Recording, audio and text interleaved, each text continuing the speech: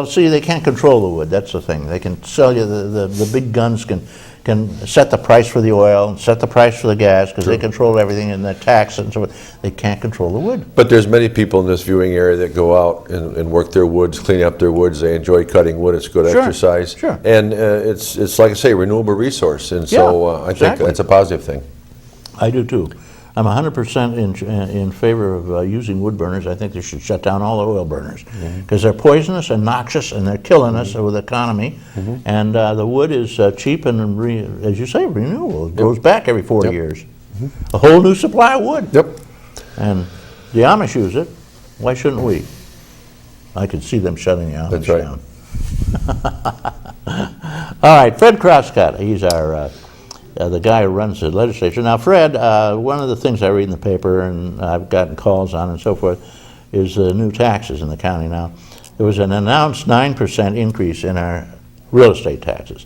But I was told that that's only part of the real estate tax increase because from there was another 6% generated from new construction in this county. So that actually there's been an increase in the taxes of about 15% on the county level. Is that correct? Well, it depends how you want to slice it and how you want to do it. But move over a little more overall, there was about a 9% tax increase with the sales tax and with the county taxes. But the thing that we're concerned with this year, and I look at your chart over there, and I think maybe next time I come in we'll bring some flip charts because people want to know exactly where we're at. And right now we are facing an $18 million deficit. And people wonder, well, how can that be? Well, because we have retirement commitments, we have built-in salary increases, we have Medicare increases. And I did an article in the paper a few weeks ago trying to relate to people what mandated expenses we have, which cover 87% of our budget.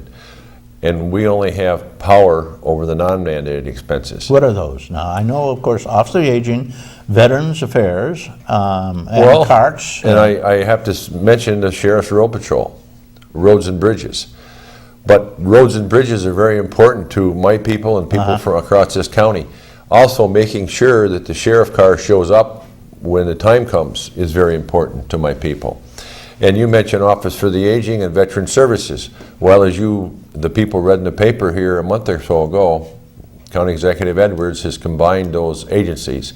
We do not want our veterans in this county to go unserved. So Troy Smith's department now becomes a department with Christine Schuyler. What happens to Marianne? Marianne Spanos is with the Office for the Aging. Yeah. Christine Schuyler is the head of our overall health department. I think is the best way to turn it. So who's going to be boss? If you Christine Schuyler will be the boss, and Troy Smith will work with her, under her. And Marianne also. Marianne is also the Office for the Aging. She will stay on. I don't know what cuts at this time are going to be happening with the Office for the Aging, but as you can relate to, we certainly don't want our senior citizens to go hungry. But that's a non-mandated program. People want those non-mandated programs. So why are we still faced with this $18 million deficit? Part of the reason is, and I know people won't want to hear this, but very simply, we have not had the sales tax rate over the last several years that we should have had. We're not asking to be above other counties in New York State with the sales tax rate. But here again, I want to mention the fact that for every 0.25% sales tax brings in $3.2 million to our county. That is why over the last 8 years, with Mr. Parment in power, we cannot get the sales tax up to where it should be. And I know people in this listening area are going to disagree with that.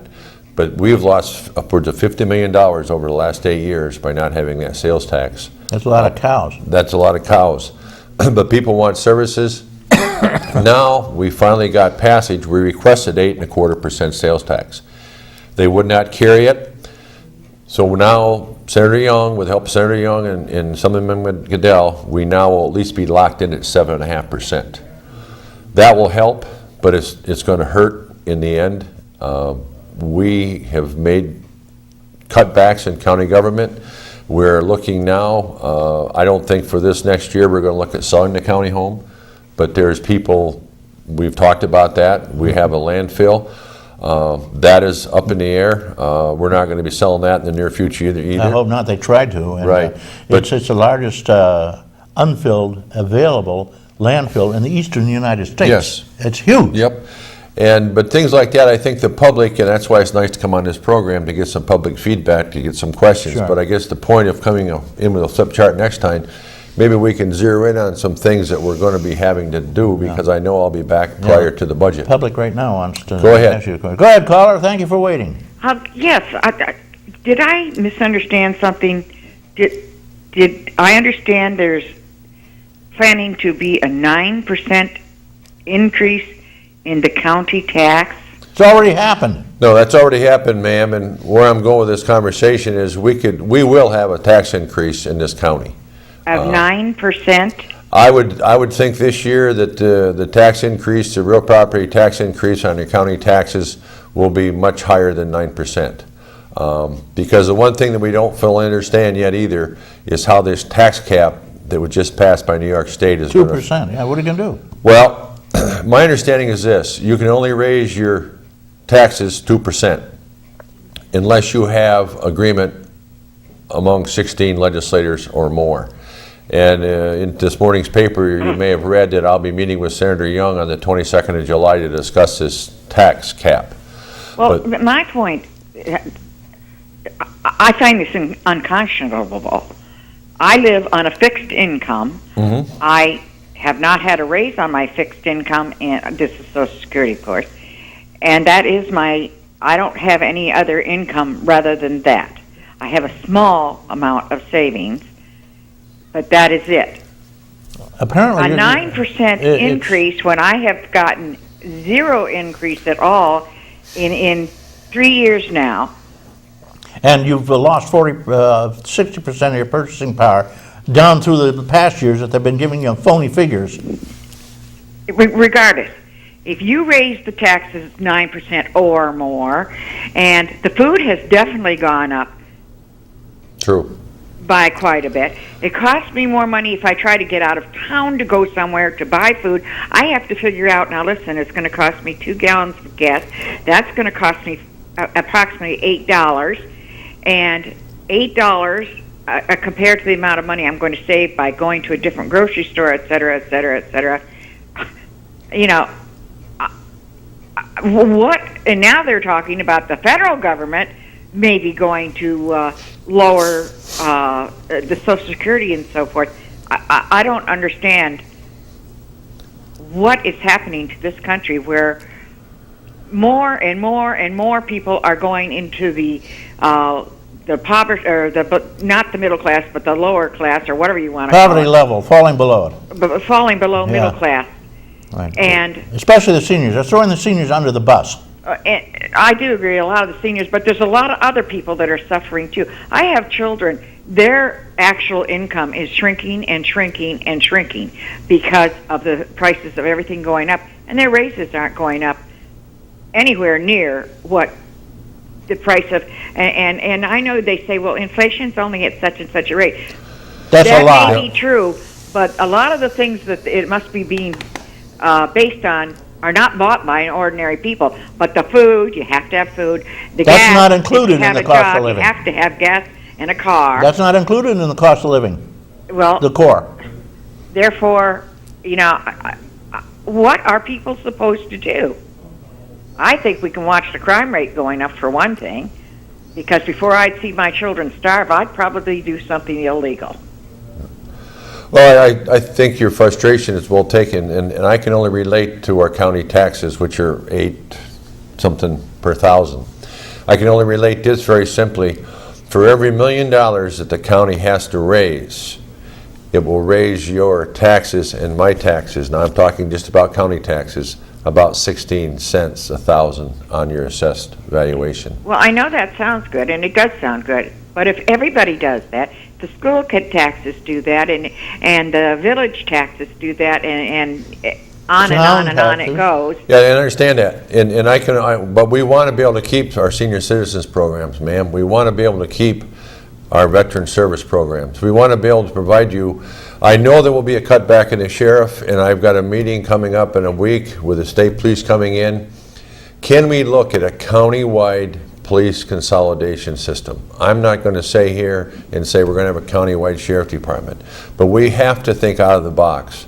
Can we do a county-wide police force? It doesn't have to be. How can we spend our dollars in this county more wisely? Can we look at revamping our airport, maybe selling our airport? We're looking at these things every day very, very hard because I'm as frustrated with many of these things as you are. Yeah, that's what my question is kind of. Do the legislators, I know in Congress, the senators, the average income per year for senators, it's federal, is $2 million. They have absolutely no relationship to how you and I live, period. They have no idea they don't go to the grocery store. They have no idea what's happening. And even if they did, they've got the money to pay the raise. They don't care. I care. It's similar to the New York State legislature, too, I might add. I don't know. Most of them are very well off. Okay, and I don't they're know out the of actual context. figures for them. And I want to ask Fred a question that someone else asked me. According to the pundits and the papers and the reports, we are the highest taxed county in the United States. They quibble a little bit about what you mean by the highest taxes, but they're very, very exceedingly high. Why? Well, I think that is a true statement from what I'm hearing, but it's also, here again, your county taxes, your village taxes, your school taxes. I think maybe the total tax bill, and someone lives in the village of Sherman who may be listening and they can go home and check, it's upwards of $30-some per thousand with all your taxes. Here again, I can't talk about your village taxes and your town taxes. I can only talk about your I was county thinking taxes. the county taxes are the highest in the country, not the state. Our They could Chicago be. County taxes. They could be. I don't know. I can't bring that figure out, Reed, and show it to you, but that's been in the paper time after it's time been in after the paper time. many Well, if times. there's a reason for it, perhaps we could do something to make the reason go away. Yeah. I'm Well, sure there must be a reason. Maybe it'd be worthwhile to find out what the reason is and try to find a solution to some of these problems, because it is getting so that this is not a joke. I I have agree. to make choices on whether I'm going to get this or get that. Can I afford to go out to dinner with my friends occasionally, and things like that? It's just, I'm bewildered as to what's going to be happening. Things don't look any better, and the unemployment rate nationwide just shot way up. Went crazy, yeah. And do we understand why it did that?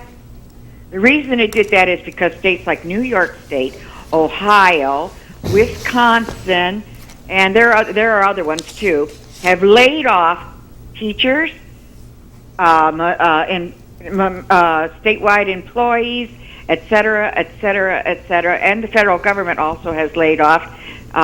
These thousands of people that are being laid off by these states are causing the unemployment to go skyrocketing. I don't understand. I don't know that Fred can have too much to do with it. I suppose you're laying off people in the county level. Well, but we're also trying to bring jobs to the county, trying to bring, I still am very happy I can live in this county. There's a lot of good things that come in this county.